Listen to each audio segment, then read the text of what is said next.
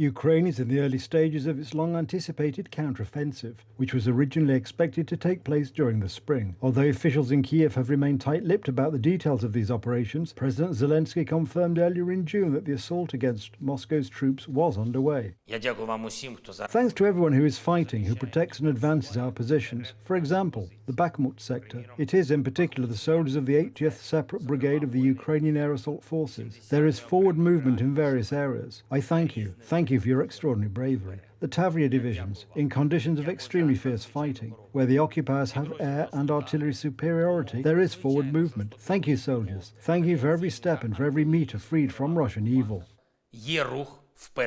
Ukraine said it had seized control of several towns and villages along the southern front with Russia in recent days, which appears to be corroborated by a map published on Wednesday by a Twitter monitoring account, War Mapper. Videos are emerging showing the road into the newly liberated Ukrainian village of Storozheva, lined with the corpses of Russian soldiers and burnt-out armoured vehicles. The grisly scenes bear witness to the ferocity of fighting as Ukrainian troops recaptured Storozheva and several other villages in the past few days as part of a counter-offensive in southern and eastern Ukraine. Some of the dead Russian soldiers lay on the dusty ground beside the husks of their vehicles when journalists reached the village on Wednesday. Others were crumpled in the grass and fields nearby where they died. 3 days ago we liberated Storozheva village. You can see for yourselves how it was achieved. You can see the destroyed hardware. Glory to Ukraine. A photograph posted online on Monday showed Ukrainian soldiers holding up the yellow and blue Ukrainian flag in front of a damaged home in Storozheva. The village had been occupied by Russian forces since March 2022, 1 month after Russia's full-scale invasion of Ukraine.